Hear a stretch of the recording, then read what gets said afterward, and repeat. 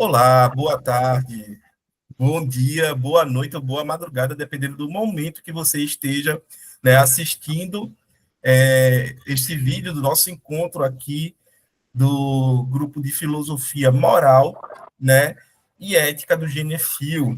Hoje eu estou aqui com o Ronald, com a Cícera, com o Ronaldo, com o Guilherme, né, para dar continuidade à leitura do texto da Fundamentação da Metafísica dos Costumes de Immanuel Kant, o qual a gente tem se debruçado aí já há algum tempo, né?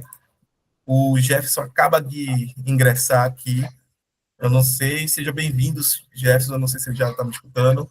Seja bem-vindo, Jefferson, tudo bem? Sim, obrigado, Erison. Boa tarde a todos. Desculpa a demora. Tudo bem, seja bem-vindo. E, né, a gente tem se debruçado sobre esse texto, que é a Fundamentação da Metafísica dos Costumes.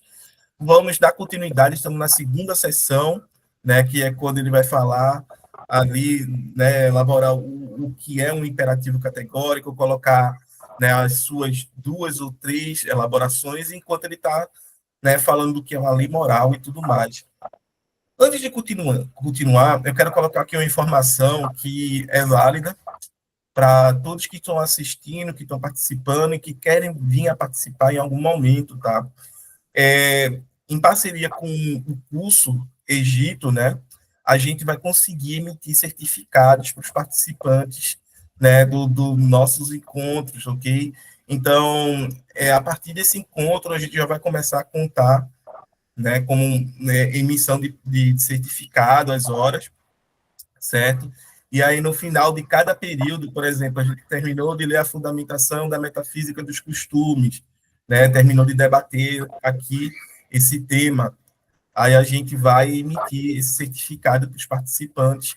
E é por isso também que, a partir de agora, a gente vai ter, né, um formulário aqui para vocês preencherem. Vou até deixar já aqui no chat, né, para vocês preencherem, por favor. E que vai confirmar a presença, a frequência de vocês, tá, gente? Então, quem tem interesse em emissão de certificado, já está aqui. Quem gostaria, quem está assistindo e gostaria, poxa, Eris, ainda bem que, né, que está aí, né, o certificado, agora, né, eu vou poder, né, justificar que as horas que eu estou passando aqui no domingo à tarde, né, sei lá, para o curso, para um Lattes, para o currículo, também vão estar ali sendo justificadas, ok? Então, é basicamente isso, né? Eu dou as boas-vindas a todo mundo que é novato aqui, para quem está regressando, no caso do Ronald, né? Sejam bem-vindos e vamos dar continuidade, ok? Um, alguém gostaria de falar alguma coisa antes da gente... Não. A gente parou aqui, né? Nessa partezinha, né?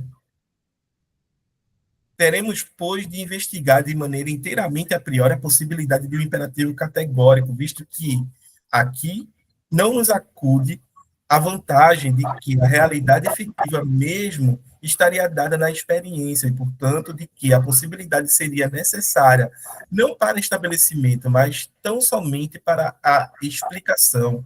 O que provisoriamente, no entanto, se pode discernir é o seguinte, que só um imperativo categórico tem o teor de uma lei prática. Todos os outros podem se chamar, é verdade, princípios da vontade, mas não leis, porque o que é necessário tão somente para se realizar uma intenção qualquer, a nosso bel prazer, pode ser considerado em si como contingente, e porque podemos nos livrar a qualquer momento do preceito se abrirmos mão da intenção, ao passo que o mandamento incondicional não admite qualquer meu prazer com respeito ao contrário, por conseguinte, é o único que traz consigo aquela necessidade que se requer para uma lei. E aí, aqui, eu lembro a vocês que o Kant ele está falando que existem várias formas de imperativo, né? Imperativos hipotéticos, de prudência, de técnica, né? Que é, por exemplo, como um médico, como uma pessoa lá, um especialista, um profissional deve proceder em sua profissão para ter êxito, né? Ou para, né, operar determinada pessoa, no caso de um médico, né? Só que ele está falando de um outro imperativo, que é o imperativo moral. E aí ele vai ter a força como se fosse de uma lei, né? E aí você pergunta, nossa, uma lei é mais forte do que o imperativo? Para o Kant, sim. Porque é como se ele estivesse pensando que é uma lei que constitui a própria natureza. E a gente é incapaz de violar as leis da natureza. Né? Quantas vezes eu não gostaria de me teleportar para um local, né, sem ter que transitar, e eu não consigo me teleportar porque eu não consigo violar a lei do espaço, né? E de se deslocar dentro desse espaço. Então, note que a gente também não consegue estar em dois lugares ao mesmo tempo. Note que a gente também não consegue fazer uma série de violações de leis naturais, né? Então, para Kant, isso daí também seria uma lei natural, no sentido de constituir a natureza humana, e que, de encontro a esse imperativo, é de encontro à sua própria natureza. Vê como a coisa é pesada, né?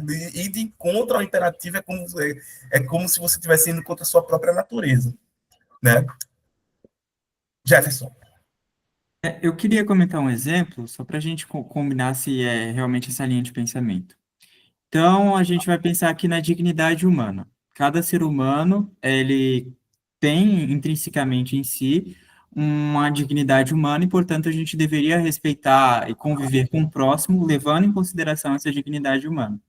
E aí, a partir do momento que eu trato bem o outro por respeito à dignidade humana dele, não é porque eu acredito isso como uma lei intrínseca ao ser humano, e não porque eu trato o outro bem para que ele me dê alguma coisa que eu quero. Então, se tem uma pessoa que é mais rica que eu, vou tratar ela bem porque eu quero uma parte do dinheiro dela. Isso não seria um imperativo categórico, né? Mas seria um imperativo hipotético.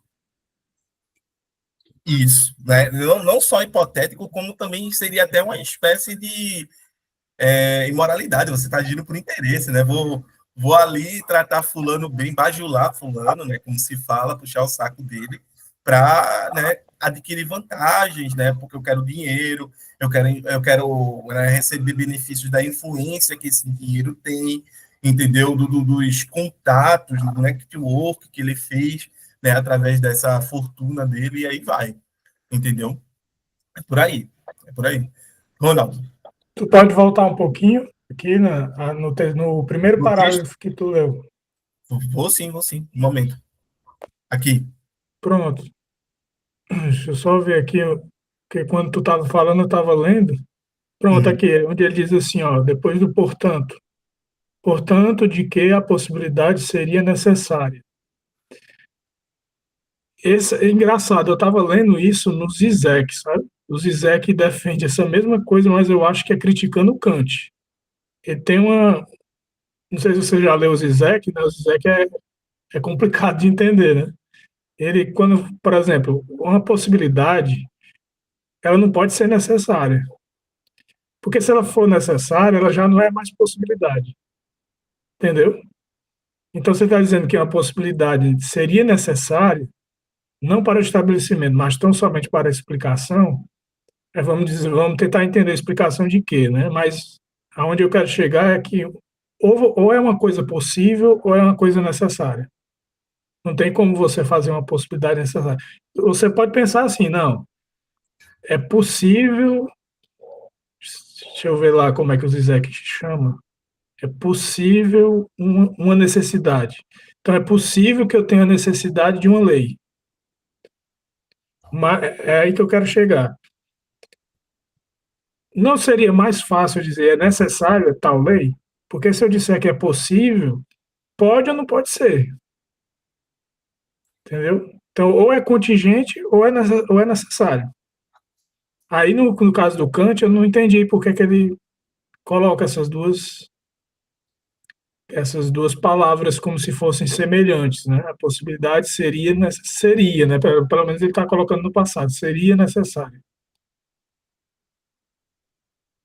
Perfeito.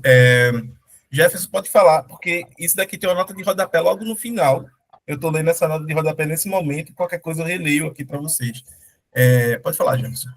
Pelo que eu entendi, ele está querendo ver se é possível a existência de um imperativo categórico a priori, sem ser a posteriori, né? A priori, antes da experiência em si.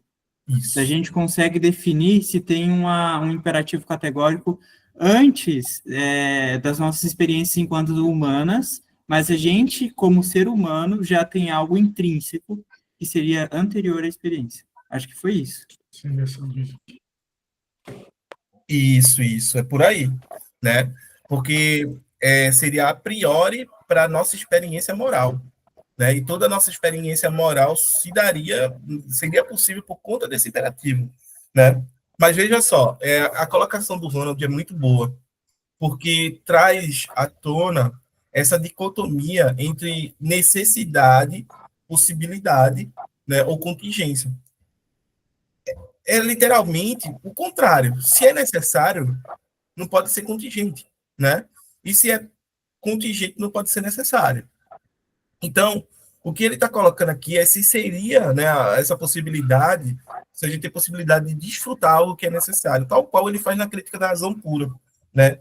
E aqui, olha o que o tradutor Guido comenta nessa nota de rodapé aqui, 122. Vê, Kant teria formulado seu pensamento aqui de maneira mais clara, creio eu, se tivesse escrito: não podemos alegar aqui que a realidade efetiva do mesmo estaria dada na experiência, de tal sorte que não seria preciso estabelecer sua possibilidade, mas tão somente explicá-la. Nesse sentido, né, Delbois dá o melhor paráfrase dessa frase, e aqui ele coloca algo em francês que eu não sei traduzir, né? De lá a sorte que nos examinando a possibilidade que pula a explicação, né? Da crítica da razão prática, a maneira como Kant formula o objeto crítico prova que juízos sintéticos a priori são possíveis. Estabelecer sua possibilidade ou, alternativamente, pressupondo sua possibilidade, simplesmente explicar como são possíveis explicar sua possibilidade. No caso do imperativo categórico, não basta mostrar como ele é possível por meio de uma exposição do seu conceito, mas é preciso também provar que ele é realmente possível por meio de uma dedução ou prova de sua validade objetiva.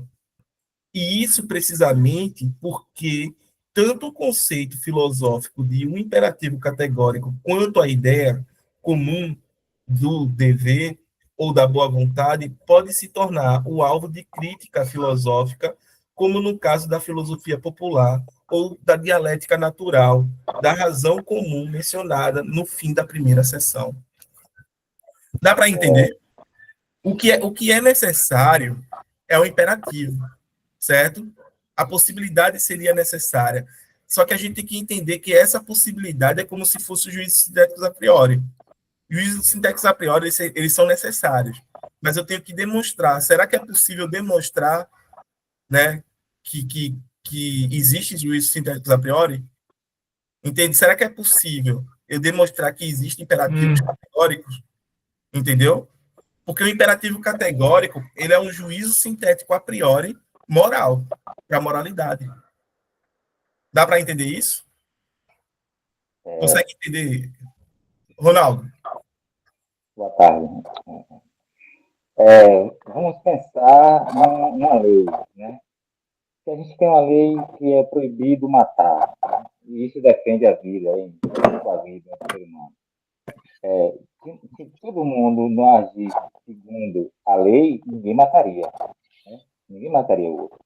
Mas existe na gente um imperativo, e aí eu posso usar como imperativo, que não devemos, como a lei dever, e nós não devemos fazer isso. Se as pessoas fossem agir conforme a sua vontade, segundo a sua própria vontade, não agindo conforme a lei, as pessoas agiriam da forma da sua bela vontade. Então, existe uma lei, né, que diz que a gente não pode fazer isso, mas existem as possibilidades. Né? A possibilidade é que isso pode acontecer ou não. Né? Isso vai depender muito da experiência que você vai vivenciar. Se você for para defender o seu ente querido, você, mesmo sabendo que não pode matar, você não mataria, né? Se você vai defender a vida do seu ente.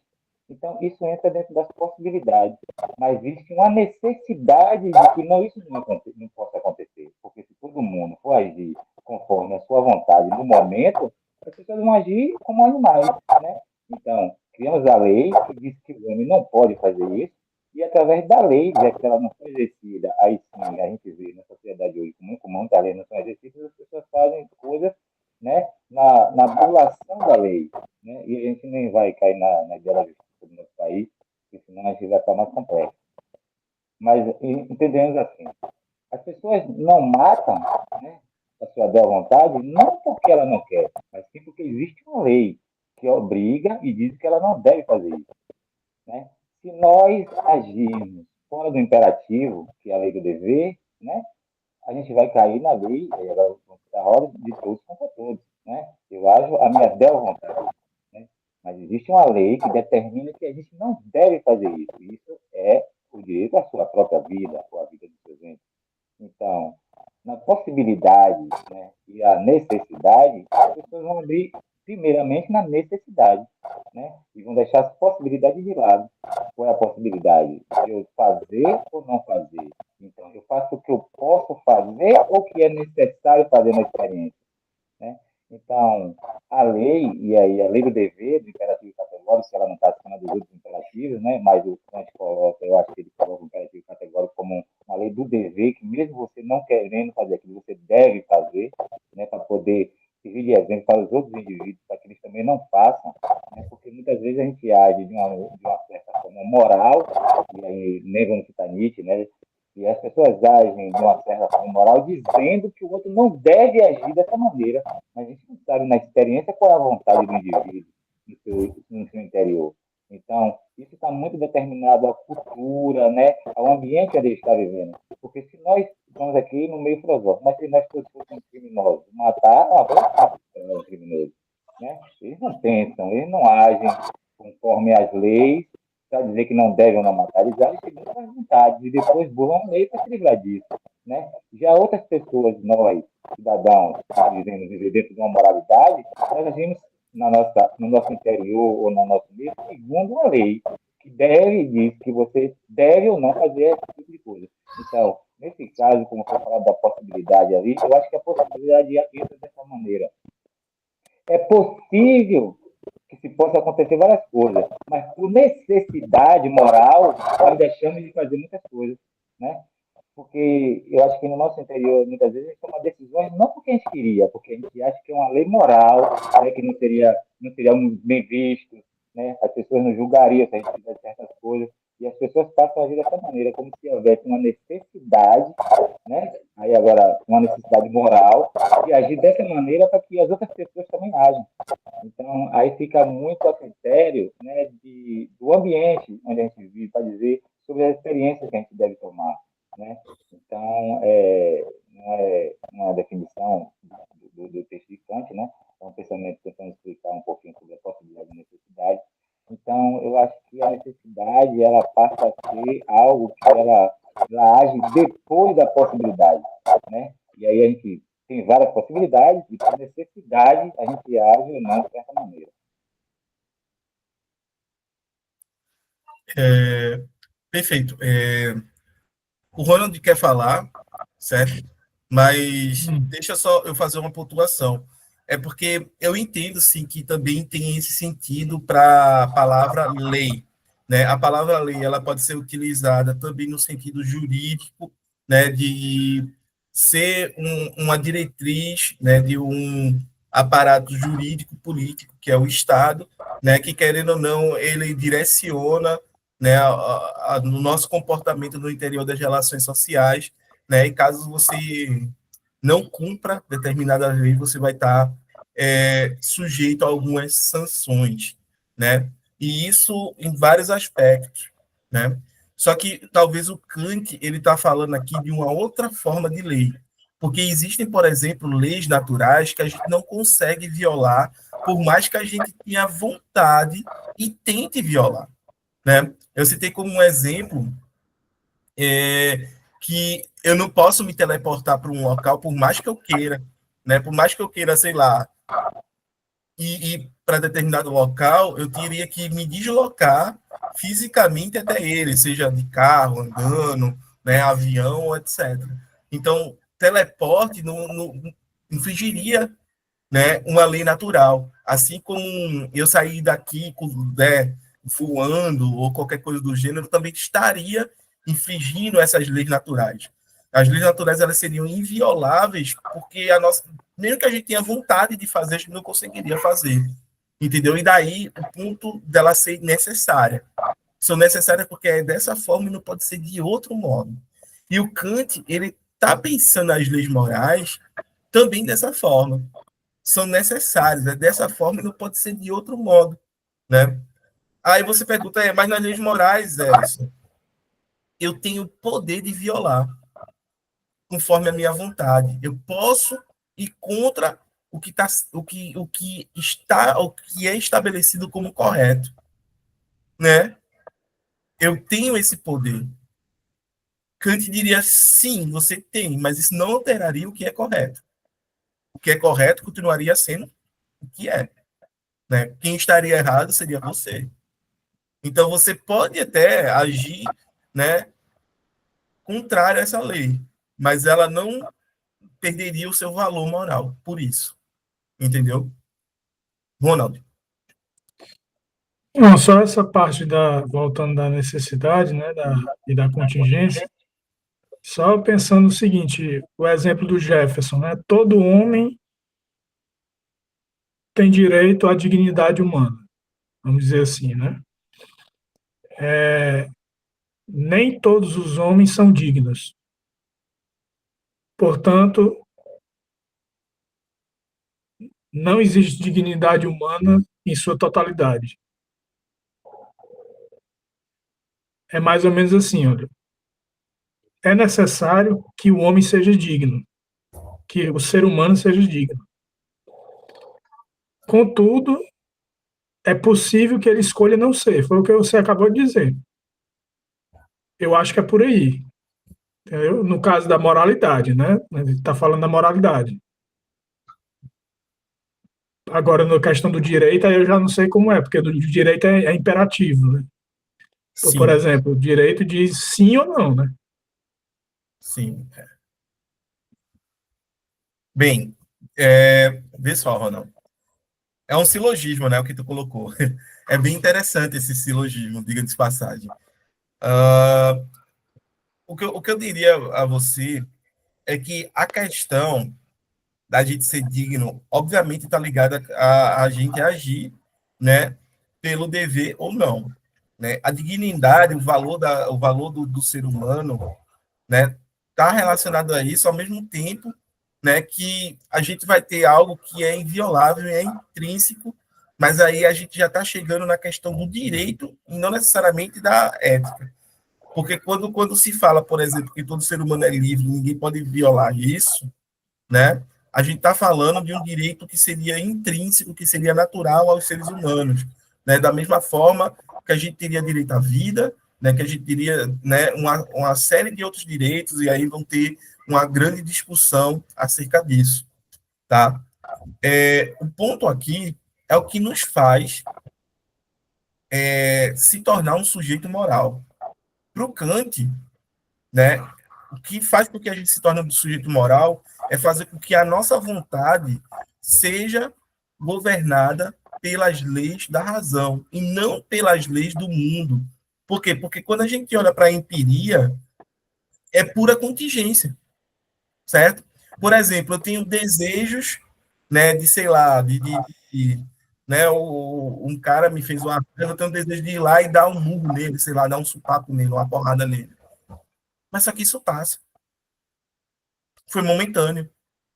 Entendeu? Passou. Depois sei lá, 5 minutos, 10 minutos, eu já não tenho mais esse desejo. Entendeu? Quantas vezes as pessoas não dizem, fulano tá me deixando cabeça quente, não sei o quê, né? E fala bobagem. E depois passa e ela vai lá e desculpa aí, tava de cabeça quente, etc. Entendeu? Por quê? Porque é momentâneo, é contingente, é passageiro, é efêmero. E Kant vai dizer que a moralidade não pode se basear nisso.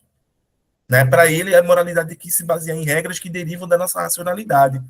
Por quê? Porque elas são permanentes, elas são estáveis, certo? Elas não se alteram com o contexto, com a passagem do tempo, entendeu? Então, alguém pode dizer, ah, mas isso é rígido. O Kant pode dizer, pode ser rígido, mas isso é uma âncora, isso é um norte, né, que a gente permite que a gente se oriente, né, que oriente o nosso comportamento, o modo como a gente deve proceder em meio às nossas relações, entendeu?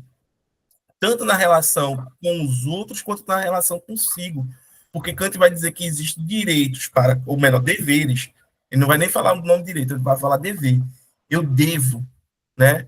O imperativo categórico, ele vai, né? Os imperativos de moralidade eles vão sempre estar ali com o verbo dever, né? Eu devo, né? Ou, né? Você deve fazer tal coisa. Então, eu tenho deveres para comigo e deveres para com outros. Eu tenho deveres positivos e deveres negativos, certo? Tanto para comigo quanto para o outro. Então, o Kant, ele está pensando, sim, uma estrutura, né, que oriente a gente através desse princípio que são derivados da nossa racionalidade, né, do exercício da nossa razão para o nosso comportamento, entende? E aí, quando a gente vai falar de dignidade, né,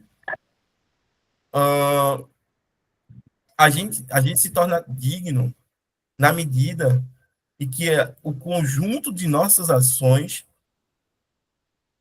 eles são ou estão não vou dizer nem estar em conformidade, eles são pelo dever.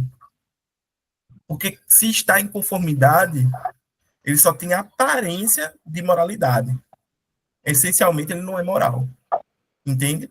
Ele só é aparentemente moral. Assim como muita gente, por exemplo, né, o Jefferson tem um exemplo incrível que é um vendedor que vende a preço justo, né?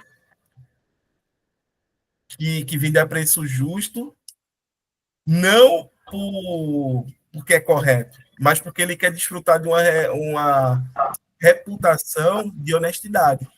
Esse cara que está, né, querendo desfrutar dessa reputação de honestidade e tudo mais, para atrair até mesmo novos clientes, ele não está sendo uma pessoa moral. Ele não está agindo, né, pelo dever, ele está agindo em conformidade com o dever. A ação dele tem aparência de moral, mas não é essencialmente moral. Por quê? Porque ele quer se beneficiar daquilo. Entendeu? Entende, Ronaldo? Eu tenho outro exemplo aqui. Por exemplo, uma pessoa que só entende a coerção. Ela não entende a lei, ela só entende a coerção. Então, o que é que acontece? É necessário a coerção para ela. Isso é complicado. É complicado, porque aí se perdeu qualquer possibilidade de moralidade, né? A gente não está pensando mais Não tem. da Não tem. moralidade, a gente está pensando em outro campo. Entendeu? A gente está pensando em outro campo. Porque se a gente só tem a violência como um instrumento, né, de sociabilidade, a gente pode dizer que nem civilizado a gente está sendo mais. Né? A Uhum. possibilidade de moralidade se perdeu aí. Né?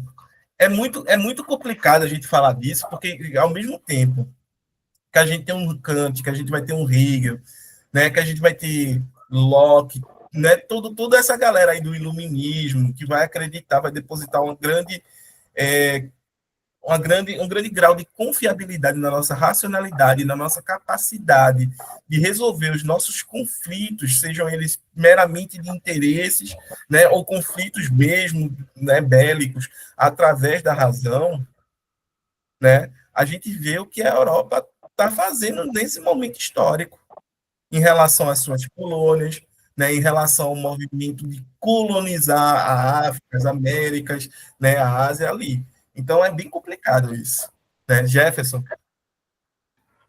Só complementando aí a discussão, caso essa discussão estiver fugindo do assunto, também é só um comentário, tá? A gente pode voltar ao tema. Mas eu fiquei pensativo que essa questão de a pessoa que só faz o certo pela coerção, que se pegar, por exemplo, um animal, um cachorro, um gato, um papagaio, se você der estímulos positivos para ele quando ele faz o certo, e der estímulos negativos para ele, bater ou fazer alguma coisa, ou deixar ele de castigo, ele vai começar a aprender a fazer o que é certo e evitar fazer o que é errado. Mas não porque ele tem uma consciência formada de que, nossa, isso é o certo que eu devo fazer, porque se eu faço, por exemplo, se eu não faço cocô na casa, o meu dono, ele não vai precisar ter que limpar aqui. Ele não tem essa consciência, né? Ele faz isso porque ele tem medo de sofrer alguma coerção.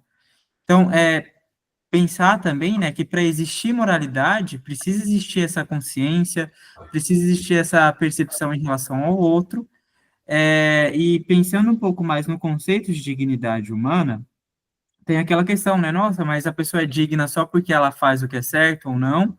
Eu pensei no exemplo de um bebê. Se uma mãe ou qualquer outra pessoa pegasse um bebê e colocasse ele dentro de uma caçamba de lixo. Ah, mas um bebê, ele não necessariamente faz o que é certo, faz o que é errado. A mãe pode falar, nossa, mas eu coloquei o bebê porque eu não tinha condições de cuidar dele, etc. Independente disso, a gente poderia pensar que o bebê já tem intrinsecamente em si essa dignidade humana e, portanto, as pessoas deveriam respeitar ele a tal ponto que uma pessoa que faz isso é nítido uma espécie de repúdio frente a essa situação. Então, eu fiquei pensativo o quanto que dignidade está relacionado à pessoa fazer aquilo certo, ou quanto dignidade está relacionado a nossa própria noção do outro. O outro, ele merece essa dignidade. Se a pessoa não dar valor a essa dignidade, ou se a pessoa não trata o outro com a dignidade que deveria ser tratado, é um problema que precisa ser resolvido, mas ainda assim ela teria essa dignidade intrínseca. Minha percepção, é claro. Sim, é por aí. É por aí. É, talvez não tenha deixado claro. Quando se fala em dever para consigo e deveres para com o outro, é exatamente em relação a essa dignidade. Né? O outro é um ser humano.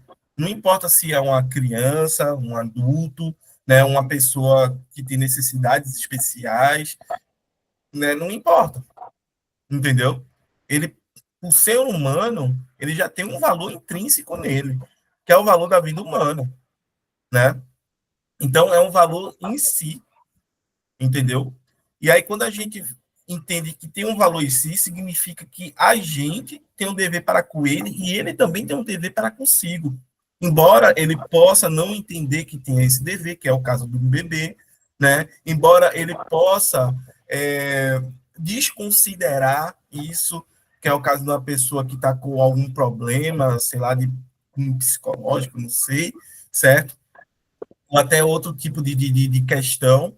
Então, esses pontos aí são pontos que têm que ser explorados, né? Tem que ser aprofundados.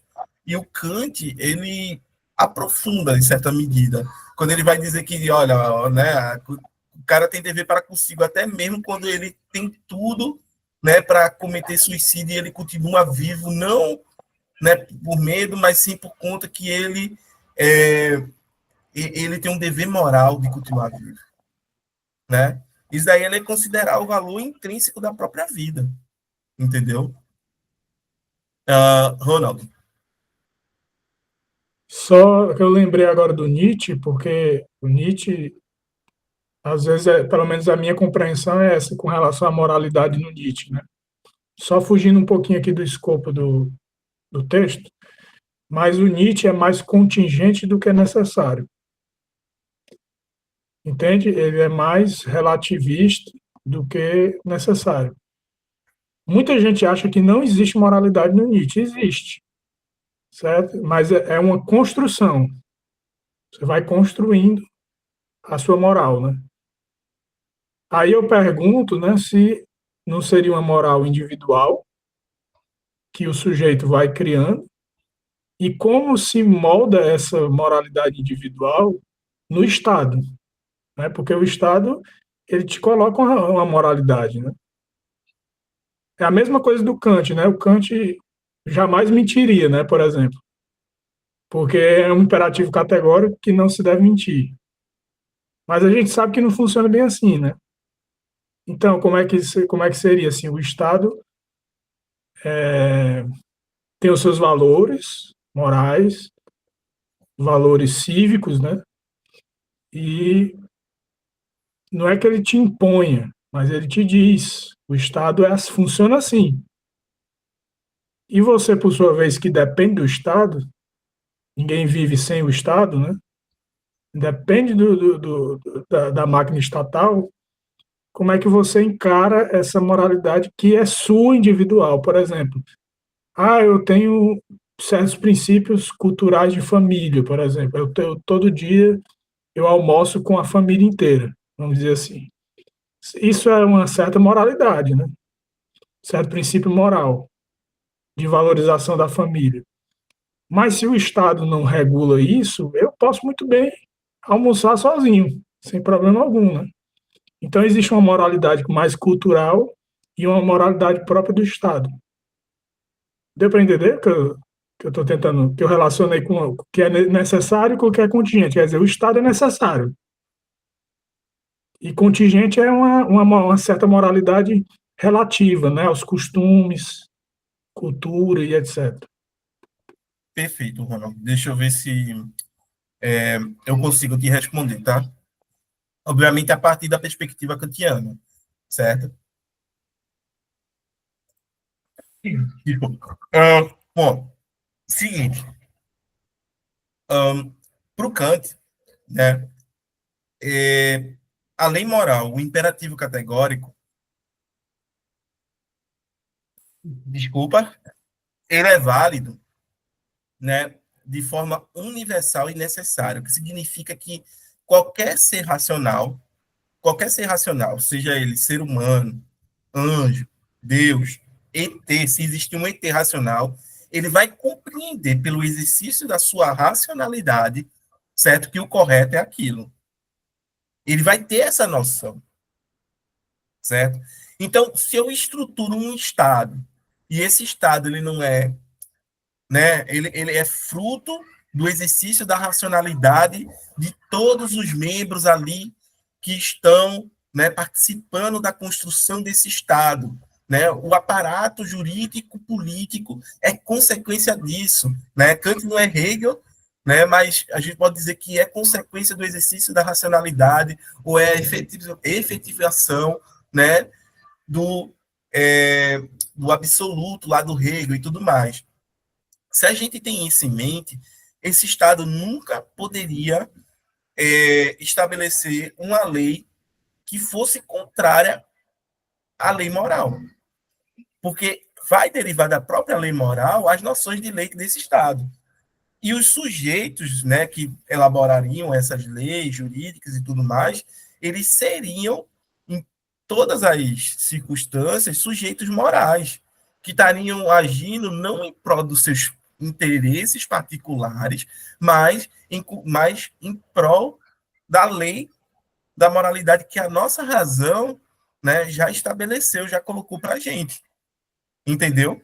O que a gente tem é, obviamente, o contrário disso, né? Quando a gente olha para a nossa realidade. A gente vê, né, diversos grupos ali de indivíduos dentro dos parlamentos, né, dentro da Câmara de Vereadores, das Assembleias Legislativas, do Senado, né, da Câmara Federal, né, brigando ali para estabelecer, né, diretrizes que favoreçam seus próprios interesses particulares. Então, a gente tem o contrário disso. O que Kant diria? Nenhum desses sujeitos estão agindo de forma moral. Nenhum dessas pessoas que estão ali formulando essas leis, né, estão levando em consideração o que a lei moral diz para elas. E, por tal, essas leis também são leis imorais. Entendeu, Ronaldo? Então, se os sujeitos que constituem isso daí fossem sujeitos, né, morais, não haveria uma lei que ficasse em contradição, né, com o imperativo categórico, com a própria, né, legislação coloca para si, a legislação da moralidade, entendeu? Só queria fazer um último comentário sobre o Nietzsche, porque, né, eu me lembro que quando eu entrei na graduação, teve um encontro Nietzsche aqui em Pernambuco, que a Scarlett Marton estava nele, né, a grande professora Scarlett Marton aí, e ela é tida hoje como uma das cinco, né, uma das cinco pessoas no mundo que mais sabe sobre a filosofia do Nietzsche.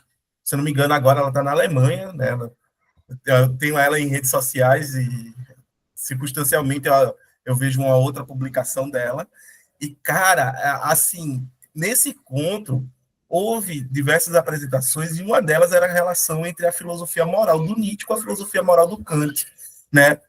E, por incrível que pareça, entre essas apresentações, essas foram duas, três, haviam defensores da posição de que Nietzsche seria uma radicalização da filosofia moral kantiana, né?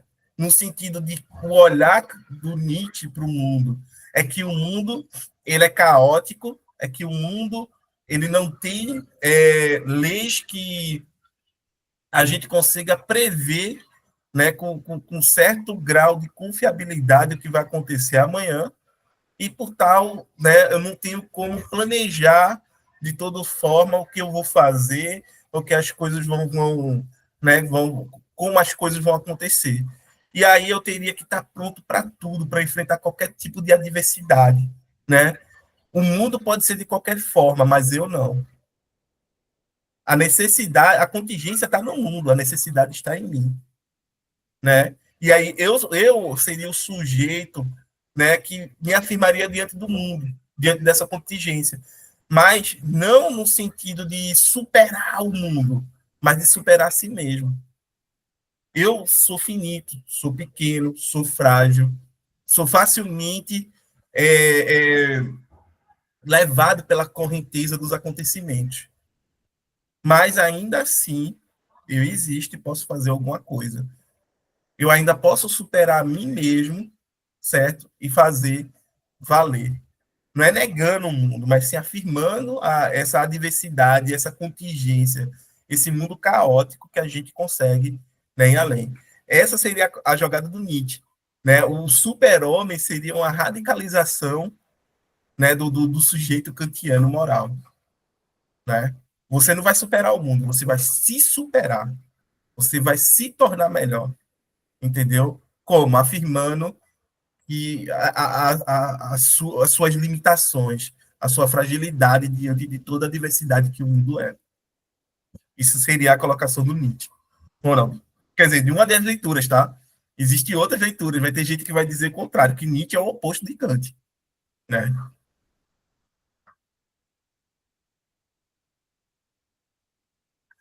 Ronald?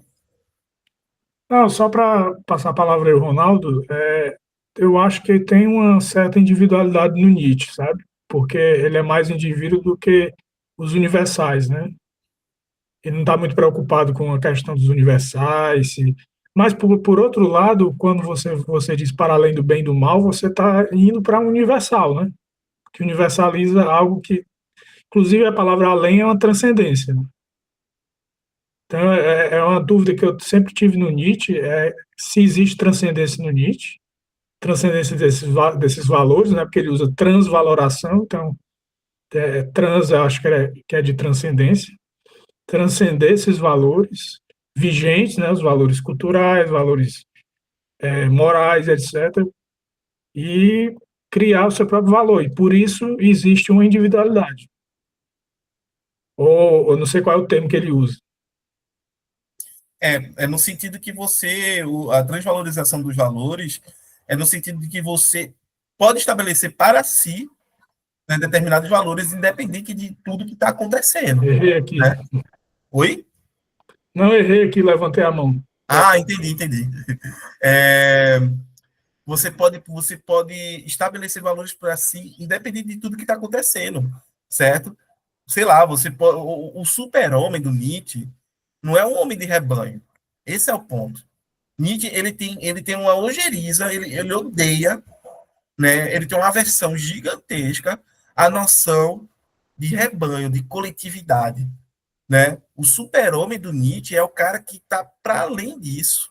É o cara que vê a massa e diz que muitas vezes essa massa está incorreta. É por isso também que eu discordo de qualquer leitura que venha dizer que Nietzsche era nazista. porque ele discorda de qualquer, né, ideologia, de qualquer valor que seja massificado. E o próprio nazismo ele está literalmente massificando determinados valores, determinadas noções, né, que são deturpadas, entendeu? Então, o Nietzsche, ele é o cara que, quando ele fala para transvalorizar os valores, transvalorizar determinada coisa, ele está te mostrando que você, né, não é que você vai pegar os valores que já estão estabelecidos, né, o que já está sendo dado, até mesmo as dores, as angústias, ele está falando para você transformar isso em potencialidade, né? Potência de agir, ok? Então, quando você, né, passa por adversidade, você tem duas posições. Ou você mingua com essa diversidade, ou você se torna mais forte, né? E sai dela, né, maior, sai fortalecido dela. E daí aquela frase que todo mundo adora citar do Nietzsche, né? Aquilo que não me mata só me fortalece, né? Que é nesse sentido que eu posso pegar valores e transvalorizar, eu posso pegar situações que seriam adversas e me tornar, né, em vez de me diminuir, né, me tornar maior diante delas, entendeu? É muito mais por aí. O transcendental do Nietzsche, eu não sei se chegaria por aí, não. Seria algo que teríamos que discutir mais à frente. Ronaldo, gostaria de falar? Alguém gostaria de colocar mais alguma coisa? Perfeito, eu ia falar das colocações, e quando falou de Nietzsche aí, eu fiquei até viajando aqui. Quando se fala de Estado na ideia de Brasil, nós seguimos a ideia kantiana, a lei do nosso país, né? Ela é bem kantiana. Kant, ele age na ética do dever, né? Que às vezes a gente tem inclinações para cometer certa coisa, mas não devo fazer isso, né?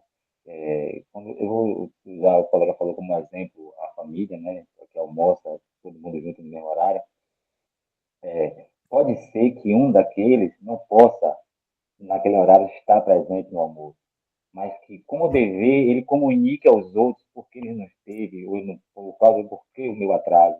Não fazer dos outros nada e deixar ele lá sem uma explicação, né? Já que era a rotina, era o dever da família estar presente. Então, é mais esse cidadão que mesmo nas adversidades do mundo, né, ele haja com o seu dever, como ele deve agir, e os seus interesses particulares, eles sumam por um momento porque eles vivem dentro de uma coletividade, né? E aí, assim, dessa maneira, a gente pode seguir as regras, as leis de determinada sociedade. Quando a gente, mesmo no nossas inclinações particulares, né, a gente consiga dar uma resposta para o outro, porque a gente não vive só para si, a gente vive para si e para com o outro. Então, ele vê dessa forma, né? Nós temos, sim, desejos, inclinações, mas a gente vai caber dentro dessa sociedade se todo mundo agir dessa maneira, né? Se toda a família decidir não ir almoçar e não dar satisfação, o outro é que ele falou, vai almoçar sozinho, né, no final das contas. Porque outros vão tomar como exemplo, que a ideia de também é que você seja um cidadão, que seja exemplo para os outros, né? Você servindo de exemplo para os outros, né? Os outros servem de exemplo para os outros indivíduos, e a gente consegue transformar ou construir uma sociedade que seja igualitária, que seja para todo mundo viver dentro daquela sociedade, né? Eu gostei, massa, as colocações perfeitas, por exemplo, porque é bem significativo que dá para a gente ter uma noção de como a gente entender o texto de Kant, por exemplo, né, e ter uma noção de como a gente deve agir em determinadas situações. É isso, é isso. Né? Eu acho que é muito bem colocado isso. A gente não existe separado dos outros. Né? Talvez o Aristóteles lá atrás, os filósofos antigos acertaram muito quando disseram que a gente é um animal social. A gente é um zoon politikon, né? A gente é um animal político, um animal social, e a gente não consegue viver separado da sociedade, separado né, dos nossos familiares, amigos e etc. Né? E daí essa relação de ter dever para consigo e para com os outros também. Né? Ronald. Só para encerrar aqui o que eu ia dizer, que o Zizek, eu encontrei aqui a passagem que ele explica a posição dele, né? Qual é o livro?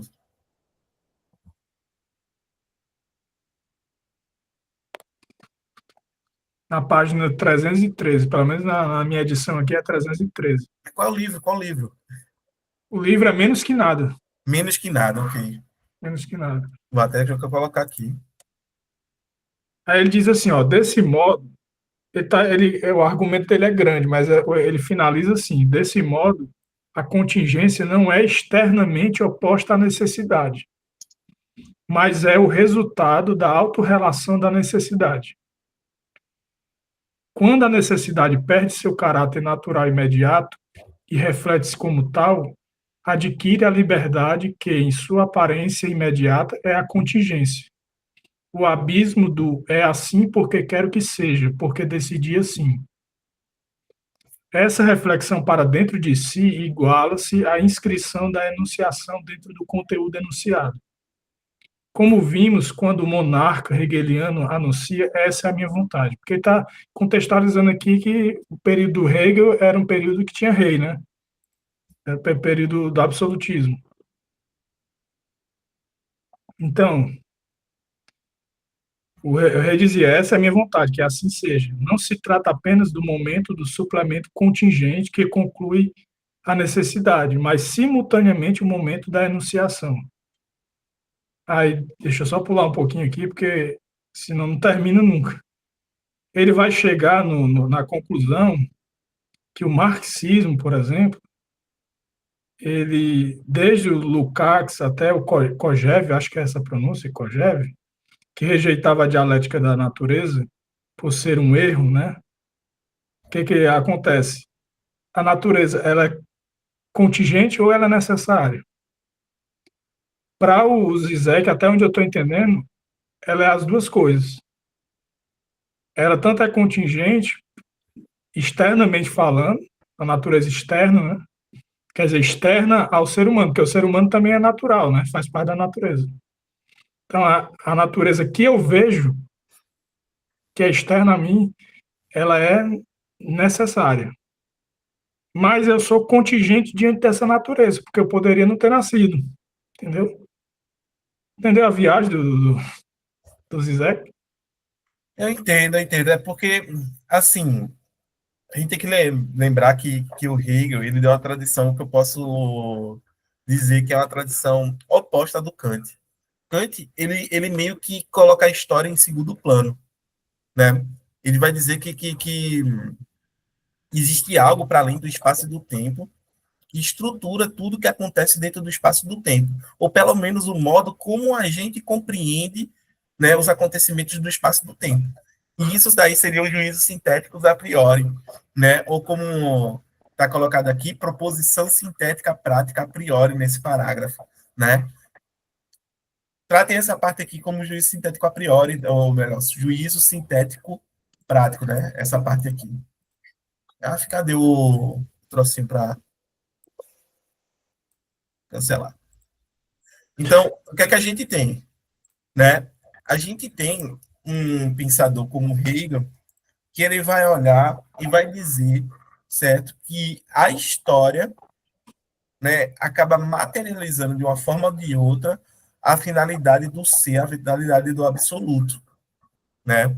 E dentro desse movimento histórico vai existir a própria dialética, entendeu? A dialética ela se dá dentro da própria história, né? De vir uma tese, depois vir uma contratese e haverá uma síntese ali, entendeu? Só que isso é um movimento histórico. E daí a dialética histórica hegeliana lá.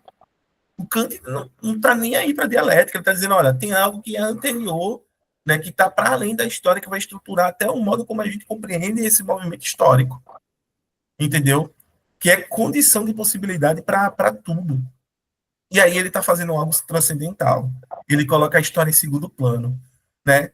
É como se o Hegel ele tivesse dentro do espaço e do tempo e o Kant estaria discutindo noções que são fora do espaço e do tempo. Consegue entender, gente? As premissas dos autores são distintas, né? São distintas. E o Hegel, né, ele vai dizer que sim, a história tem uma finalidade, tem um fim, né? O fim é exatamente cada vez mais atualizar esse absoluto, a nossa racionalidade e tudo mais, ele vai sendo atualizada dentro da história. Né? O Kant não, o Kant está falando, olha, tem coisa fora do espaço e do tempo aí que vai, né, vamos dizer, formatar a forma como a gente compreende esses movimentos. Jefferson. Eu já ouvi falar a expressão de pensar a construção da filosofia como se fosse uma teia de aranha.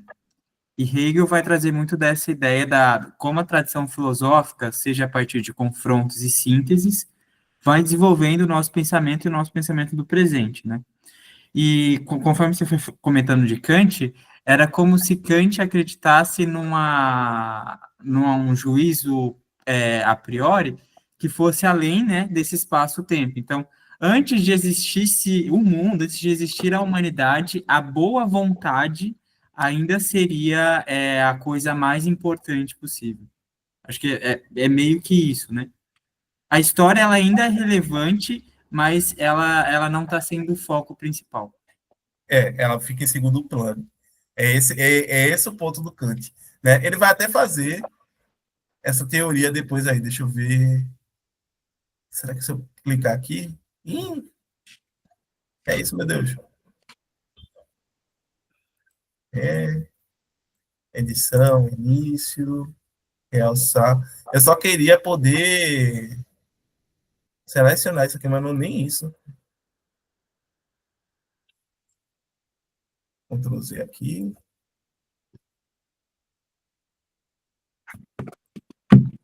Eu acho que nem isso aqui tá, nem nada. Enfim, gente, tem essa partezinha aqui que a gente vai ler agora, né? Que ela vai de encontro ao que a gente está colocando aqui, né? Em segundo lugar, no caso desse imperativo categórico, ou lei da moralidade, a razão da dificuldade, né, que é a de discernir a possibilidade do mesmo, é também muito grande. Ele é uma proposição sintética a priori. Quando ele diz que é uma proposição, eu quero que vocês leiam, tipo, é um juízo sintético a priori, né? E visto que o discernimento da possibilidade de proposições desse gênero encontra tamanha dificuldade no conhecimento teórico, é fácil depreender que ela não será menor no conhecimento prático. Tá? Alguém levantou a mão? Eu ouvi o barulhinho. Acho que não, né? Ó, se alguém quiser. Não, o Ronaldo fez um comentário. Aqui, ó. Para Kant, no meu haver, a ética do dever é natural e é natural à racionalidade humana em qualquer lugar, no espaço e no tempo, e tem que ser universal para todos, independente da cultura ou lugar. É isso. É isso. O Kant, o Kant ele vai dizer, pode existir culturas, pode existir diferenças temporais, né? Pode existir diferença geográfica, mas o que é correto do ponto de vista moral vai continuar sendo a mesma coisa, né? Aquela noção dele de não mentir, não matar, né, não roubar, etc., né, que muitas vezes se atribui à moralidade dele, é como se, tipo, se a gente for contra ou estabelecer isso como sendo algo correto, a sociedade iria entrar em colapso, se dissolveria, né? E não haveria possibilidade de sociabilização. Então, eu tenho que estabelecer esses critérios mínimos de moralidade para que haja interação social, haja sociedade e tudo mais, né? Uh, Essa sua fala me lembrou muito Thomas Hobbes, sabe? O Leviatã, um monstro que precisa existir, que é o Estado, né? Para as pessoas conseguirem socializar, viver em sociedade, no caso. é isso. É também isso. O Kant, nesse sentido, ele vai ser até um pouco hobbesiano. Né? Eu acredito que quase toda a modernidade, tá? Principalmente os autores contratualistas, certo? Os contratualistas, eles vão meio que convergir nessa linha aí. Vão divergir, né, em outros aspectos, mas nessa linha eu acho que eles convergem muito, tá? Gente, tem uma nota aqui do próprio Kant, certo? Quando ele vai falar aqui, proposição sintética a priori. Vamos ler isso aqui como juízo sintético prática, né? A priori. Conecto o ato com a vontade sem pressupor qualquer inclinação como condição. E faço isso a priori por conseguinte, de maneira necessária, embora objetivamente apenas, isto é, sobre a ideia de uma razão que tivesse pleno poder sobre todos os móveis subjetivos. Eis aí, pois, uma proposição prática que não deriva analiticamente, né, o querer de uma ação a partir de um autor querer, de um outro querer, desculpa. Já pressuposto, pois não temos uma vontade tão perfeita, mas sim conectam imediatamente com o conceito da vontade enquanto vontade de um ser racional, como algo que não está contido nele. Né? Aí aqui tem notas do tradutor, nananana, causa motrizes, né? Aí, nota da edição A, mas sim conecta com o conceito de vontade de um ser racional, né? A edição B acrescentou quanto como subentendo enquanto vontade ou como vontade de tal sorte que agora lemos conceito de vontade enquanto vontade de um ser racional, né? É esse o ponto, porque para o Kant pode existir seres racionais que estejam fora do espaço e do tempo, tá? Por definição, Deus e os anjos não estão dentro do espaço e do tempo, né? Deus, quando criou tudo, por assim dizer, né? Ele criou e ficou do lado de fora. O espaço e o tempo está lá, né? E Deus e os anjos estão do lado de fora. E eles são racionais, tá? E eles teriam uma vontade que não é afetada, por exemplo, pela contingência dos acontecimentos, pela contingência dos sentimentos, como nós seres humanos somos. Então, é como se a lei, a vontade deles, né, se confundisse, porque eles só podem agir de acordo com a própria lei. Aí alguém diria, mas aí eles não seriam livres? Não, né? Eles estão sendo exatamente muito livres, porque eles só estão agindo em conformidade com sua própria natureza, né? Que é a natureza racional, né, de sujeito que eles são. É louco isso, né, gente? Porque quando a gente olha para o Kant, é como se essa parte nossa de instintos, sentimentos, emoções, etc., não fizesse parte da própria natureza humana, né? Ou seria alguma coisa ali que sempre tivesse, né, em constante competição com a nossa parte racional quando se fala em relação a determinar a nossa vontade, né? E aí, o que é que vocês acham?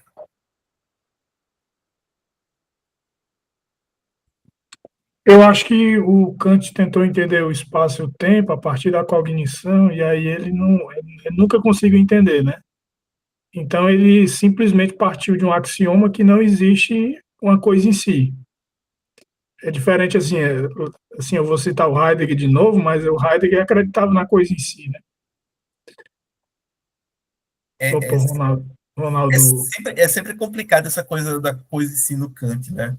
Porque a gente não tem acesso à coisa em si. A gente pode, né, até aqui ficar, como é que se diz, ter especulando acerca dela, mas a gente nunca vai ter acesso à coisa em si, porque a gente só tem acesso ao modo como a coisa se reapresenta para nós, através das categorias do nosso entendimento, né? Eu só posso entender as coisas no interior do tempo, do espaço, né, em relação de causa e efeito, né, dentro das categorias do entendimento que estão lá na crítica da razão pura que o Kant estabelece. Ronaldo, pode, por favor?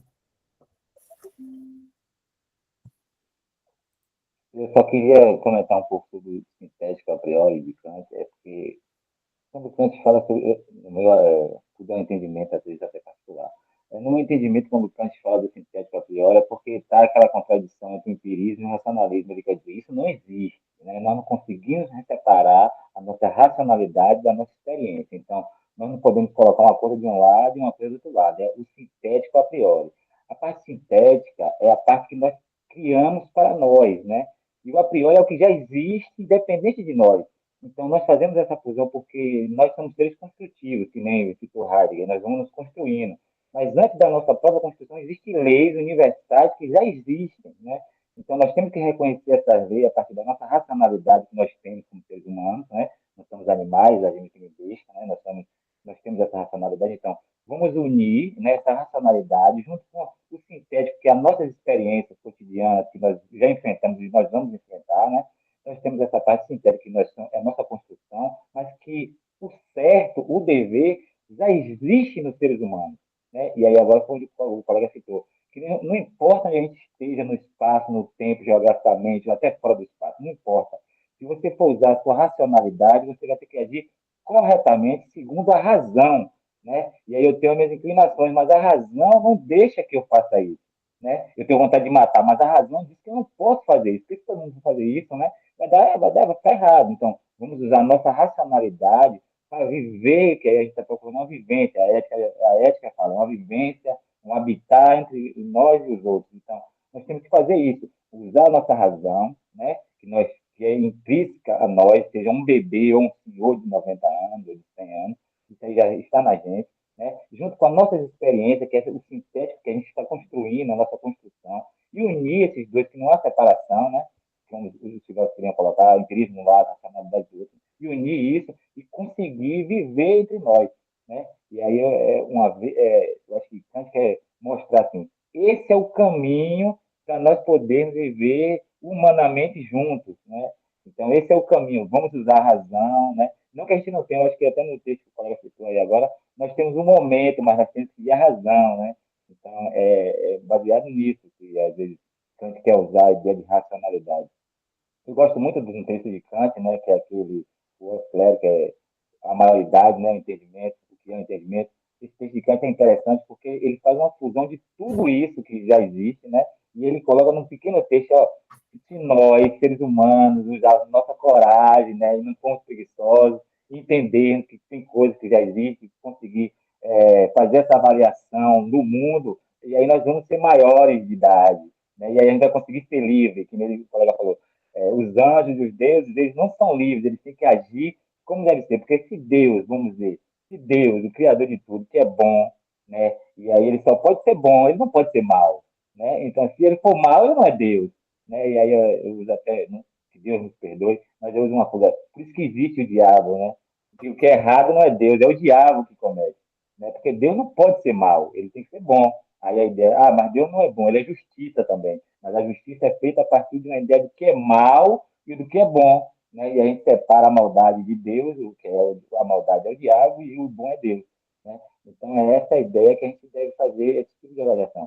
É porque o que a gente está fazendo aqui são buscando ideias para definir os conceitos filosóficos que já existem no mundo, entender, claro, nós estamos tentando entender, mas é como as pessoas agem no mundo, que a gente está tendo uma visão de como o mundo age ao nosso redor. Né? E a gente está tentando fazer uma avaliação e distinções de coisas, né? De como é o mundo. Então, para poder definir conceitos e estabelecer ideias e regras, né? Como o próprio Kant, como a gente falou que Kant, a nossa lei, é baseada nas ideias kantianas, né? Que são baseadas nas leis naturais, da natureza, que não muda, que não pode ser diferente, tem que ser daquela maneira, não pode ser diferente. E aí é ruim, porque no nosso Brasil nós temos pessoas que dizem ser a lei e agem de outra maneira, né? Eles fazem a lei, nos julgam, mas agem de outra maneira e fazem a lei em benefício próprio, que não deveria ser assim. Né? A lei deve ser universal, tanto para o que cria, né, quanto para os outros. Né? Então, baseado nisso que Kant fala, a ética do dever, né, deve ser para um indivíduo e universalmente. Ele não fala para um país, para um lugar. Deve ser universalmente, deve servir para todos. Né? Muito obrigado por um domingo à tarde estar discutindo essas coisas. Eu fico muito feliz de ouvir isso, de ver as pessoas discutindo sobre isso. Até que a gente, uma vez, não claro que vão refletir de alguma forma, como no início o colega falou, as academias elas não aceitam, às vezes, as nossas interpretações, né? Elas tomam as ideias dela como verdade, às vezes você traz algo novo, ela não quer ouvir, um orientador não quer defender a sua ideia, e aí ele quer, não, a academia não quer assim, a academia não quer dessa maneira. E aí faz com que certas interpretações que poderiam ter uma validade social não existam, né? Não seja colocada para a sociedade. Isso é ruim, né? É um problema das academias, né? Porque é um indivíduo, Kant era um indivíduo, né? Nietzsche era um indivíduo, Heidegger era um indivíduo. Então, às vezes, ao invés do indivíduo que tenta interpretar o mundo, né, de alguma maneira, para o bom, que nem a gente imagina que seja, que nem Kant faz, para o melhor viver, deveria ser ouvida, deveria ser buscado entender aquilo ali, e talvez até a gente reavaliar, que nem Nietzsche faz, reavaliar os conceitos sociais que estão estabelecidos, né, que estão impondo sobre nós, porque quando você impõe uma coisa sobre outra, não é uma coisa boa, né? As coisas boas, elas agem de forma natural, E aí elas vão acontecendo e refletindo na sociedade, né? Então, e aí certas interpretações, que nem o colega falou, pegaram Nietzsche, interpretaram de outra maneira e levaram para o nazismo. Quando ele fala do super-homem, ele não fala de uma classe que é super melhor que a outra, não. Ele fala o indivíduo, todos os indivíduos podem se tornar super-homens, né? E se espelhando uns nos outros, a gente torna-se pessoas super-homens. Né? Vamos superar a humanidade. Quando ele fala de super-homem, na minha interpretação, vamos superar o homem que está aí, esse homem que está colocado, que está posto aí, vamos superar e tornar outro tipo de pessoa, né? Massa, muito obrigado aí, galera. A gente que agradece a participação, Ronaldo. Ótimas colocações, ótimas intervenções, certo? E, assim, eu acredito que você conseguiu compreender a essência da filosofia kantiana, né? Que ele vai superar, assim, a dicotomia entre empiristas e racionalistas, dizendo que a razão, né, não opera separada da experiência, né? A razão, ela só entre a atividade a partir da experiência. Tanto que na crítica da razão pura ele vai dizer que o conhecimento ele começa na experiência, passa pelo entendimento e termina na razão. E isso ele não vai falar só em questão, né, da epistemologia, da teoria do conhecimento. Ele vai falar também em relação à filosofia moral, da moralidade, porque a razão para o Kant ele é a faculdade de fundamentar conceitos e determinar a vontade. Ou seja, eu fundamento, né, o nosso conhecimento, né, de maneira racional, mas eu também ajo de maneira racional na medida que a minha razão ela consegue determinar a minha vontade, na medida que ela consegue, né, fazer com que eu tenha consciência de leis, né, do ponto de vista moral, que são universais e necessárias. Então, o Kant, ele é esse cara, né, que ele vai superar essa dicotomia, né, dessa forma, pode-se dizer, genial, né, e que vai trazer soluções muito, como posso dizer, proveitosas para a gente, né? Essas soluções, obviamente, vão acarretar outros problemas, que aí é quando a gente começa a discutir, né, quais são os limites dessa teoria, né, dado que Kant também, como você disse, é um indivíduo, então, como todo indivíduo, também vai ter suas limitações, né? Mas, querendo ou não, ele contribui muito para o avanço do debate, principalmente sobre a moralidade, né? Principalmente quando ele diz, né, que, olha, o que é correto é independente das consequências. Muitas vezes as consequências podem vir em ser as piores possíveis, mas a gente tem que continuar fazendo o que é correto, né? Muitas vezes a gente não vai poder mentir, né? Porque, sei lá, dadas as circunstâncias, pode ser que seja melhor mentir do que falar a verdade. Mas para Kant, do ponto de vista moral, é sempre, né? Sempre a gente tem que falar a verdade. Então, são essas coisas que o Kant está batendo na questão da contingência, né? E ele vai dizer que essa lei, né, quando ele está falando de a priori, né, é uma lei que ela é como se fosse condição de possibilidade para que a gente tenha experiência moral, para que a gente tenha uma prática de moralidade, né? A gente só tem a noção do que é correto moralmente por conta que a gente é racional e essa racionalidade permite que a gente chegue lá, né, refletindo a entender o que é correto, né? Primeiro eu tenho o Ronald e depois eu tenho o Jefferson a falar. Pronto, aí eu lembrei agora, só para fazer um paralelo com o que você falou, né? Que o Descartes disse que tinha um gênio maligno, né? Que, como foi o cara agora falou em diabo, não sei o que, eu lembrei, né? Então, vamos dizer que tem um gênio maligno, um diabo maligno que persegue. Como seria a moralidade, né, de uma pessoa dessa?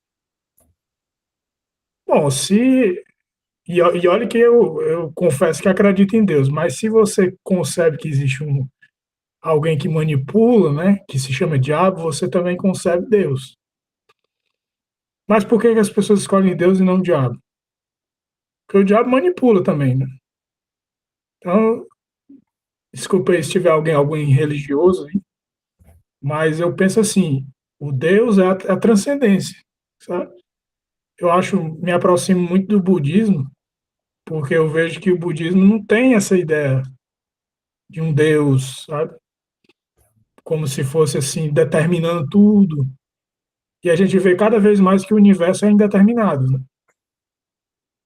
Mas tudo bem, o que eu queria dizer era que o Kant, ao meu ver, assim, está um pouco ultrapassado nessa questão da moralidade. Ele ainda serve para a gente estudar o direito e tudo, a moralidade, mas eu acho que ele para nessa questão do cognitivismo, sabe?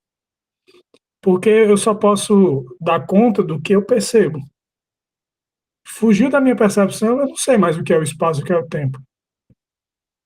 Não, tudo bem. Eu não estou criticando Deus, nem religião, nem ninguém, não. Só usei o exemplo do Descartes, né? Porque o Descartes brincava que tinha assim, um gênio maligno que, quando ele estava estudando, perseguia ele, mas era ele mesmo, né? Tanto é que ele criou a ideia do penso, logo existe, né? Eu penso, logo existo.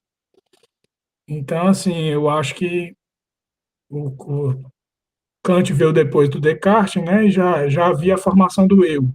Porque até Descartes, né, ninguém tinha pensado em eu, sujeito, e subjetividade. Eu tô dizendo que, como eu li Ser e Tempo faz todo esse trajeto aí, todinho. Começa lá no Aristóteles, aí vai passando, chega no Descartes, aí demarca o Descartes, depois vai para o Kant. E o Heidegger faz essa crítica pesada, né, a questão do cognitivismo, né, dele, dessa, vamos dizer assim, a realidade é o que eu posso perceber. Entendo, entendo. É, bem, eu vou deixar o Jefferson falar, depois eu comento, certo? Mas é muito boa essa colocação tua do Descartes, né, e da questão do cognitivismo, porque quando a gente chega, por exemplo, em Freud, e até mesmo Hume, já está em Hume ali, se você ler o Tratado da Natureza Humana, né, tanto o livro um quanto o livro 2, eles vão dizer que existem operações mentais, né, das quais a gente não tem consciência, das quais a gente não se dá conta. Né? A Débora Danovski, que é a tradutora do Tratado da Natureza Humana do Hume, né, aqui no Brasil, ela traduz dessa forma: existem operações mentais das quais a gente não se dá conta. E aí, quando a gente está falando de uma moral kantiana, né, nesses termos, é uma moral que pressupõe que a gente tenha um certo grau de clareza, né, sobre todos os acontecimentos mentais e cognitivos, né, que a gente passa. Então é bem complicado, certo? É bem complicado isso, principalmente quando a gente vai vir um Freud depois, né, que vai desenvolver a ideia do inconsciente, que vai mostrar que a maior parte das nossas decisões elas são tomadas não de forma consciente, mas sim de forma inconsciente, né? E isso daí vai gerar um abalo para a moralidade. Porque se a maior parte das nossas decisões é tomada de forma inconsciente, como é que eu posso, né, ter consciência moral nos termos kantianos? Como é que eu posso, né, agir moralmente e ter consciência de que agir moralmente?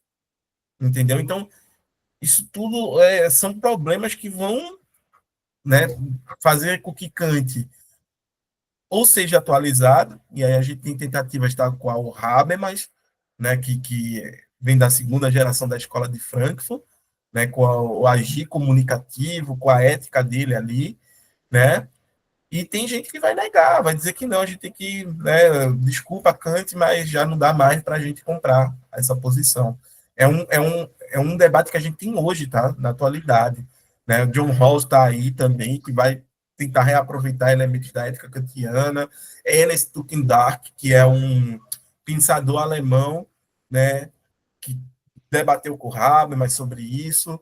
Então, tem toda uma tradição, né, que vai se posicionar após essa virada ali do inconsciente, ok, acerca disso. Jefferson e depois tem o Guilherme. Pode o Guilherme na frente, que eu acho que ele ainda não falou, e eu já falei Quando outras ele vezes. saiu. Pode falar, depois eu falo. Tá bom, então. Era mais conectado tanto ao que o Ronald quanto ao Ronaldo comentou, né? A gente tem lá em Descartes a questão de que a realidade que a gente alcança é por meio da nossa consciência, o valor da subjetividade, etc, etc. E a gente também tem Kant, né, na Crítica à Razão Pura, falando sobre a importância da experiência. E eu fiquei pensativo, porque quando ele fala desse imperativo categórico, como uma proposição sintético a priori, me parece que o fenômeno da moralidade não é interpretado da mesma forma do conhecimento ou epistemologia, de assim por se dizer. Parece que a experiência não é tão valorizada assim, quando a gente fala do fenômeno moral, quanto na epistemologia, porque é algo a priori. É, o, o fenômeno moral para o Kant, ele também vai ter, né, elementos a priori, que vão estruturar o a posteriori, né? A lei moral é um desses elementos, certo? Outro elemento, a capacidade da gente ter autonomia, da gente se autodeterminar. Por quê? Porque eu sou um sujeito racional. Na medida que eu ajo, né, pelas leis que a racionalidade colocou para mim, eu estou agindo, em outras palavras, pela lei que a minha própria natureza, que eu mesmo coloquei para mim. Então, eu estou sendo livre. Livre não significa a ausência de regras, ausência de leis que vão direcionar o nosso comportamento. Mas livre significa a capacidade de você se autodeterminar, de você colocar para si mesmo as leis, as regras que vão direcionar o seu comportamento. Entende? Entendeu? O Guilherme quer falar, mas antes deixa eu só comentar aqui. O Ronaldo colocou no chat, né, que foi sobre o Ronald, né? A ideia cartesiana sobre o gênio maligno é que existe uma ideia que vinha a mim independente de mim, e se não for Deus, é um gênio maligno. É esse o ponto, né? E diga-se passagem que que é na segunda meditação, né, que ele vai introduzir o gênio maligno, aí o Descartes, né, que ele vai dizer, poxa, imagina quando eu faço, quando ele vai duvidar da matemática, eu me lembro disso, né? Quando eu duvido lá da matemática, né, que toda vez que eu faço a operação, eu não me lembro lá, 2 mais 2, né, vem a Deus. Aí Deus não, um gênio maligno que me faça toda vez errar. Então ele tá concedendo tudo ao cético que duvida que a racionalidade possa vir a produzir, né, conhecimento seguro. E talvez a maior expressão do conhecimento seguro que a nossa racionalidade consegue expressar é a matemática. Né? Com a matemática a gente constrói prédio, constrói computadores, né? Tudo isso aqui é matemática, é lógica. Então, tipo, o maior produto em termos de conhecimento da nossa razão é a matemática. E se o cético diz que nem na matemática a gente pode acreditar, então a gente se ferrou. A gente não tem nenhum conhecimento. Só que o Descartes ele está ali, né? Como ele próprio diz, eu quero encontrar algo que seja indubitável, né? Um conhecimento que seja indubitável, que a gente não possa duvidar sem cair em contradição. E é quando ele chega que, tipo, olha, eu não posso duvidar que eu estou pensando, eu não posso duvidar que eu existo, né? Não posso duvidar dessas coisas, entendeu? Então, quando ele faz essa linha de raciocínio e diz que, tipo, ele não pode duvidar de que pensa, porque para duvidar de que pensa, ele precisa pensar, né? E também não pode duvidar de que existe, porque para duvidar de que existe, ele precisa existir, né? Ele chega no conhecimento que é indubitável, que ninguém pode duvidar sem antes cair em contradição, que é o penso, logo existo, né? Eu penso e disso daí eu tenho a certeza de que eu existo. Pelo fato de eu estar pensando, eu sou um res cogito. Eu sou uma existência que pensa. Disso daqui o cético não pode discordar. Né? Se ele discordar, ele vai cair em contradição. é uma contradição performativa, porque para discordar de mim, ele vai ter que afirmar o que eu estou, né, tomando como verdade. Perfeito, gente? Então, eu sei que gera muito debate, isso daí é natural, né? Mas talvez a intenção do autor seja mais colocar a coisa nessa diretriz, de eu vou produzir um conhecimento indubitável. Perfeito, Ronaldo. Ótimo. Guilherme? Eu só queria dar uma pincelada, porque tratou de. Anteriormente foi tratado sobre a questão do cognitivismo, né? E aí, antes mesmo dos autores que você havia citado, né, o Schopenhauer ele vai ser um dos principais críticos à forma como que o Kant, né, vai pensar essa cognição. O Schopenhauer ele percebe que o Kant, né, tudo aquilo que passa pelo sensorial vai para o entendimento. Então, basicamente tudo está na nossa consciência. Não tem uma distinção entre aquilo que é sensível, aquilo que a gente percebe, o perceptível, e aquilo que é consciente. É tudo consciente, né? De acordo com Schopenhauer, na visão, interpretando Kant. Então, Kant parece que, quando a gente fala, né, dele, né, e ignora, né, os desejos, aquilo que a gente está sentindo, é porque é como se não houvesse um inconsciente, é porque para ele tudo está sendo processado na consciência, né? Não tem não é inconsciente que o Schopenhauer usa, né, mas é algo parecido, né? Não tem nada, né, ali. E eu acho interessante também, né, a forma, né, o que seria essa consciência, né? Para alguns autores, a consciência seria a capacidade de pensar conceitualmente. Então a gente está pensando conceitualmente, colocando em quadros, né, tudo aquilo que a gente está sentindo. E não necessariamente essa representação do que a gente sente se encaixa nesses conceitos, né? Então, é basicamente isso.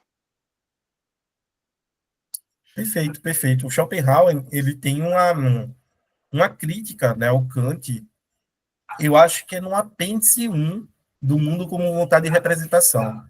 Né? Eu não tenho total certeza, depois eu vou procurar e coloco lá no grupo para vocês. Né? Vale a pena ler, porque o Schopenhauer, além de ser, né, um pensador afiado, certo? Conhecedor do Kant, ele escreve muito bem, né? Ele é muito eloquente, né? Estrutura muito bem ali a sua linha de argumentação, a sua linha de raciocínio, né? E é bem interessante a gente olhar essa questão, porque quando a gente chega na modernidade, ou melhor, na contemporaneidade, e vê uma retomada, principalmente de autores analíticos, dessa questão da consciência, do cognitivismo, né, a gente vai ter uma linha chamada linha filosofia da mente, que a gente vai ter caras, né, gigantes como Nagel, né, como Daniel Dennett, Searle, entre tantos outros autores que vão discutir. E aí eles vão sempre falar que consciência é consciência de alguma coisa, certo? Eu tenho consciência de algo, né? Então, ele vai falar que modernos, vai fazer com que, né, autores modernos, que a gente tenha consciência de si mesmo, que talvez seja a grande sacada do Kant quando vai fazer o giro copernicânico lá na crítica da razão pura. Porque até então eu poderia ter consciência dessa xícara, né, desse xicrão aqui meu, que eu tomo suco, né, eu poderia ter consciência dessa garrafa, né, Couchard, né, do livro aqui, da fundamentação da metafísica dos costumes. Mas quando eu falo em ter consciência de si, eu estou voltando para o meu próprio ato de ter consciência. Então, eu estou sendo consciente de que eu tenho consciência. Vê que coisa.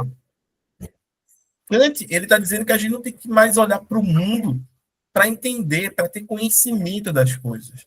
Ele está fazendo com que a gente tenha que fazer um giro copernicano, né, e olhar para si mesmo, para entender quais são as estruturas do conhecimento, certo? Que constitui a minha cognição e que permite eu formatar, né, essa experiência e compreendê-la do modo como a gente compreende, certo? Então, a consciência do Kant, né, de vários autores, mas principalmente do Kant aqui, na crítica da razão pura, na fundamentação, é uma consciência de si, certo? Tanto que eu vou ter aquela dicotomia que a gente fala que existe na modernidade entre um sujeito e um objeto.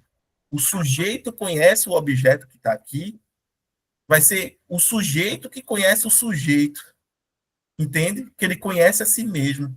É como se ele tivesse que olhar, né, no espelho e enxergar, né, as próprias estruturas que permitem ele conhecer. Eu não sei se me fiz claro, eu não sei se me fiz entender, né? É também o que o Descartes fez nas meditações. Só que o Descartes ele diz, né, eu estou fazendo uma introspecção, eu estou fazendo, né, eu estou olhando para dentro de mim mesmo, em vez de olhar para fora, eu estou olhando para dentro de mim mesmo, né? Eu estou fazendo a introspecção. Aí o Kant vai dizer, não, eu estou fazendo uma revolução copernicânica, né? Tal qual como Copérnico fez, né, de deslocar o eixo, de dizer que a Terra não é o centro, né, das coisas, o centro do conhecimento não são os objetos, mas sim nós mesmos. Então ele faz uma mudança de perspectiva, né? Quer formular conhecimento indubitável, né? Olhe para si mesmo, né? Procure em si mesmo, não no sentido de fazer uma introspecção, mas no sentido de tornar você mesmo objeto do seu conhecimento. Perfeito?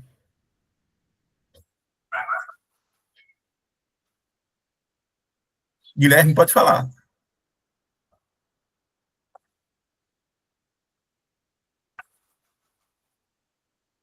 Não, não, eu esqueci de abaixar a mão, desculpa. Ah, beleza, beleza. Entendeu? Bem, gente, estamos chegando às 7 horas da noite, né? Eu agradeço a todo mundo que esteve aqui. Hoje foi um dia de bastante debate. Eu gosto, sinceramente, eu gosto muito, entendeu? Eu acho que a gente poder se expressar, poder debater, colocar a nossa perspectiva é algo extremamente importante, né, e relevante para como a gente constrói o nosso conhecimento, né, de determinado autor, de determinada panorama da filosofia que a gente está estudando, entendeu? Então, eu acho que foi muito gratificante, foi muito bom, certo? A gente poder debater, né? Até porque filosofia, gente, não pense de outra forma, tá? Filosofia nem sempre é o cara sozinho lendo. Filosofia é debate. Fundamentalmente é debate. Se você lê, se você escreve, é para debater, certo? Eu digo que todo filósofo é um grande advogado. Advogado de quê? Das suas próprias ideias, das suas próprias perspectivas.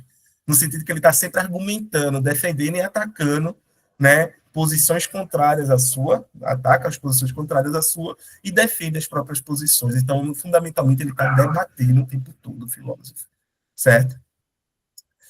Bem, gostaria de agradecer ao Jefferson, ao Guilherme, a Cícera, ao Ronaldo, ao Ronald, que ficou até alguns minutos atrás, também teve presente hoje, e convidar todo mundo aí que né, queira estudar Kant, né, ou até mesmo outro autor de filosofia moral, porque a gente vai estudar outros, vamos terminar a fundamentação, né, e aí vamos ver quais serão os outros autores ou né, autoras que a gente vai estudar, certo? E é isso. Boa semana. Quem está de férias aí da faculdade, da escola, né? Quem está trabalhando também, boa semana. Força aí, que amanhã é dia de labuta, né? E deixo para vocês aí, quem quiser encerrar, quem quiser falar mais alguma coisa, Jefferson, Guilherme, Cícera, Ronaldo, pode ficar à vontade. Para mim foi um prazer, né, estar aqui participar desse grupo num domingo, debater filosofia, falar sobre os autores espetaculares, e vocês também, pessoas que interpretam os autores, trazem seu ponto de vista sobre a filosofia. Isso é mais importante ainda do que debater os próprios autores, né, é saber como os filósofos estão discutindo as ideias, como eles estão debatendo as ideias, e como a gente está entendendo também, que nos ajuda a entender algumas coisas que a gente estava até meio perdido. Então, para mim foi um prazer, essa taxa muito gratificante, muito enriquecedora, né? E eu vou participar mais vezes, né? Minha primeira vez aqui, muito obrigado. vou participar mais vezes. Eu quero ser o Instagram para a gente poder participar, eu ver lá, conversar, debater outras ideias nesse momento, né? Não ficar restrito a só aqui ou encontro. E aí, muito obrigado. Uma ótima semana para todos, A, né? Um bom primeiro domingo e muito obrigado. a gente que agradece, viu, Ronaldo? E só lembrando que a gente tem um grupo no WhatsApp, certo? Além do Discord, a gente tem um grupo do WhatsApp específico desse encontro aqui, no nosso grupo de filosofia, moral e ética. Deixa eu te passar logo o link, porque tu já acessa lá, não sei se você tá, né? Mas se não tiver, estará agora, porque eu vou passar o link para você. Coloca aqui no chat, só um segundo. Enquanto isso, aqui. Enquanto isso, Jefferson, Cícera, Eu gostaria de agradecer, pessoal, vocês, né, de poder participar, assim, presenciar esse debate, né. Confesso que, assim, não entendo nada de Kant, e quando eu percebi lá no grupo que estavam estudando, poxa vida, eu preciso ir, porque como eu entrei agora no mestrado, inclusive de Alagoas para Recife, e estou indo para a Vitória de Santo Antão, eu faço mestrado lá agora, que iniciei agora esse ano, e aí a minha dissertação é justamente com esses vai ser dois pensadores, Kant e Paulo Freire. E o tema da minha dissertação é autonomia, prática docente e ensino de filosofia, um diálogo entre Kant e Freire. E aí, para mim, está sendo muito difícil, porque não sei nada de Kant.